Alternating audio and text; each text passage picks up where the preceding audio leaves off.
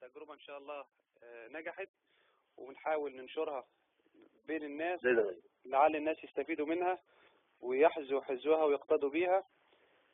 أنا حاليا معايا اسم حضرتك يا أخ سالم إيه بالكامل؟ سالم محمد حسين الشهري. سالم محمد حسين الشهري. محمد حسين الشهري. عنوان حضرتك؟ محافظة المجاردة، أبها، المملكة العربية السعودية. ماشي، تشرفنا بيك. أنا بديت مع زوجة الأخ سالم عن طريق الأخ سالم من حوالي 3 شهور ونص، مع زي برنامج دايت بدأت فيه. أنا كان لي بعض الاستفسارات والأسئلة الصحية، حوالي أكثر من 25 سؤال جاوبت عليهم. طلبت بعد فحوصات وتحاليل الدم للتشخيص وتحديد مثلا أسباب السمنة والدايت المناسب والحاجات زي كده، وبدأنا التعامل من حوالي 3 شهور ونص. صح الكلام يا سالم؟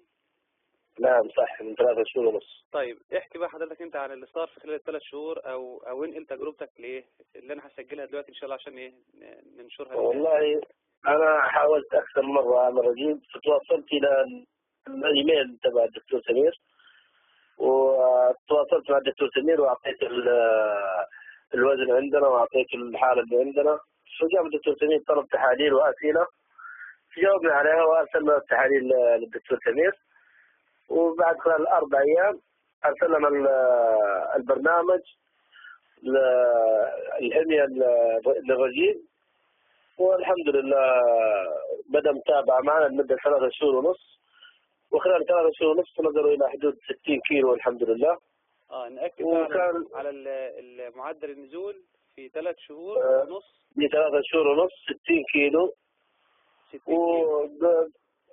كيلو نعم. الحمد لله. ومتابعة مع الدكتور على طول مستمرة بالنوع الرجيم والتحاليل، والحمد لله والله العظيم إلى حد اليوم 60 كيلو من خلال 3 شهور ونص، وإحنا متابعين مع الدكتور سمير. الحمد لله الأمور طيبة، والنتائج التحاليل كلها الحمد لله سلبية 100 ونحمد الله ونشكره. بفضل الله وحده.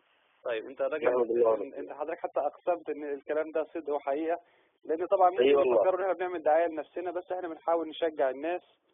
والله العظيم يا هذا الكلام كل اللي حصل إنه حقيقة، وأنا مجرد يعني ما أخترع حاجة من عندي، إيش أستفيد أنا؟ يمكن حضرتك شفتني عن طريق التلفزيون، أنا شفت حضرتك ولا حاجة؟ والله أنا لا أعرف حتى شكلك، والله ما أعرفك دكتور سمير. أنا متواصل عن طريق الإيميل وعن طريق الواتساب. الحمد لله. ونحمد الله ونشكره. طبعا الأمور الحمد لله طيبة. كنا بنوصي بعض أنواع الفيتامينات والمكملات الغذائية. أي نعم. تجنب حدوث نقص أو حدوث هبوط أو دوخة أو حاجة زي كده، وبفضل الله كان النتائج ناجحة. نحمد الله ونشكره. طبعا والله في أبو ظبي، وهم موجودين في أبها في السعودية، وكان التواصل عبر الإيميل وعبر الواتساب، وكان بفضل الله في حدوث النتائج دي اللي هي 60. نحمد الله ونشكره. أي والله. خلال 3 شهور. نحمد الله ونشكره. وكان برنامج ناجح والحمد لله والله. وإن شاء الله نحاول نتمنى الناس يقدموا على خطوة زي كده.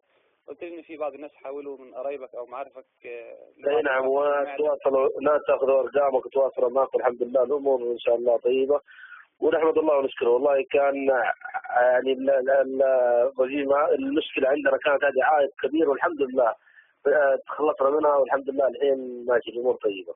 جميل. بالنسبة ان انا هنشر حاجة زي كده عن طريق مثلا موقع في الانترنت او اليوتيوب او ما في مشكلة في العيادة، بحيث ما في تجربتك في عندك اي اعتراض او رفض ليها؟ لا ما في اي مشكلة.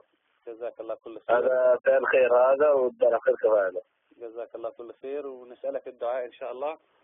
والله يكتب كل من جزاك الله كل خير. نحمد الله ونشكر الله، يرزقكم ويرزقكم الدنيا والاخره ان شاء الله. الله يبارك فيك، جزاك الله كل خير. الله يغفر لك. الله يغفر لك. حياك الله.